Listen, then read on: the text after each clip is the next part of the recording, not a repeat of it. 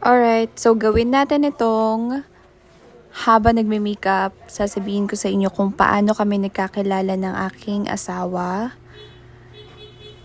Ito ay during pandemic. Pero sasabihin ko sa inyo kung paano talaga ako nagkaroon ng confidence. Di ba na makipag-usap sa mga Englishman? Alright, so way back 2017, I was so broken. I started to download a dating app site, kahit ano na yan, kung ano-ano na yan. Pero yung pinaka main reason ko kung bakit ako nag-download ng dating app site, it because gusto ko lang talagang matutong mag-English. Like, makipag-communicate sa kanila. And magkaroon din ng confidence. Siguro sabi ko, siguro dahil bata pa lang ako, ang hilig ko ng magka-crush sa mga Hollywood star. Kaya parang ini-imagine ko yung sarili ko na magkaroon ng, alam niyo yun, yung man of my dream, especially when it comes to physical appearance, which is, alam niyo yun, pogi, matangkad, maputi, ganyan. So, well, I decided to download any different kinds of dating app site and hindi ako nagtagumpay. Pero okay lang, kasi ang main purpose ko naman is kung makipag-communicate through English. And natuto talaga ako as in. Like, nandun rin yung confidence ko na makipag-usap sa kanila kahit papaano. Pero napansin ko talaga sa mga dating app site is for fun lang talaga yung mga guys doon. As in, hindi ako natutuwa. Lately, or over time, nalaman ko yung church dating app site sa religion na meron ako, which is yung Mutual app.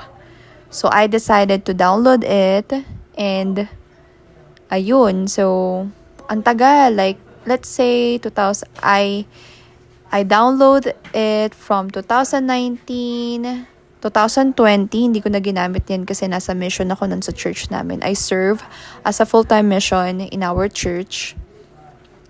And right after nakauwi ako from my mission, I still decided to download a dating app site, which is yung Mutual. So marami naman ako nakilala, mga Filipino, may mga foreigner. For friendship, I really offer just for friends until year 2022 May. Pinaka nakakaloka is ako pala yung unang nag-message sa kanya. So usually, sa sobrang haba ng hair ko, yung mga lalaki talaga yung nagme-message sa akin. So, after nun, nag-usap kami. Actually, nagustuhan ko yung profile niya nun kasi sobrang outdoor niyang person. And mahilig talaga ako sa mga motorcycle. Hindi lang talaga ako pinapayagan ng parents ko.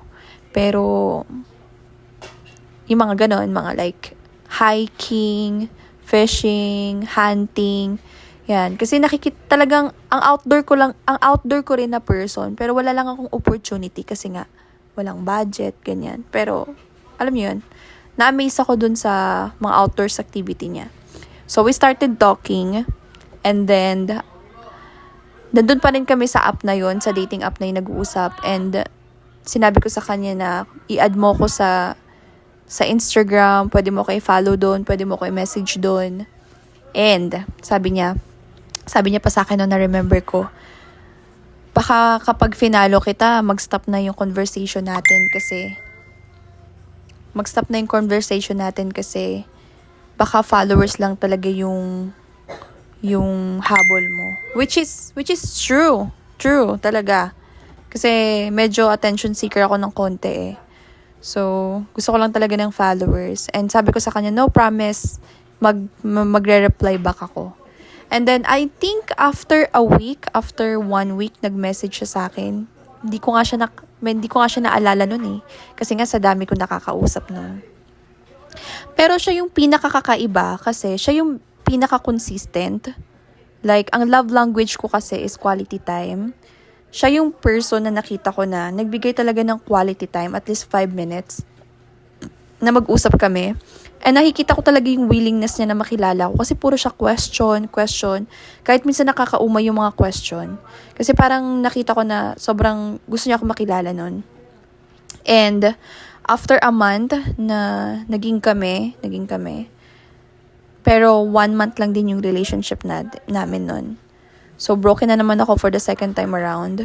Kasi nga, naging hesitant siya na i-continue yung relationship namin kasi nga, long distance relationship. Which is, I really understand. So, naging broken ako during that time. Then, sabi ko, year 2023, ayoko munang magjowa. Like, hindi muna yung focus ko, hindi muna yun yung goal ko.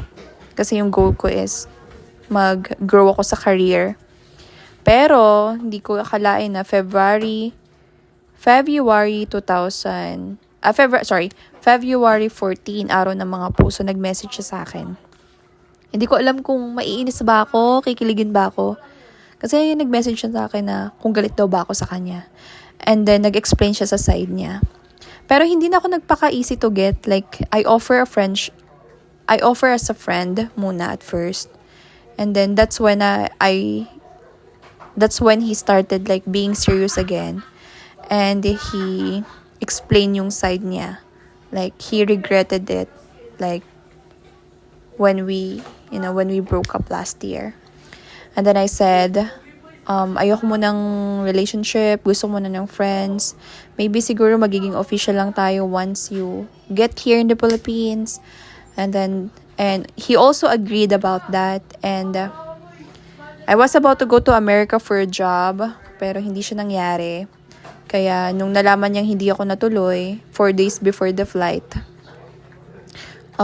he immediately book a flight going here in the Philippines. Imagine, kinabukasan.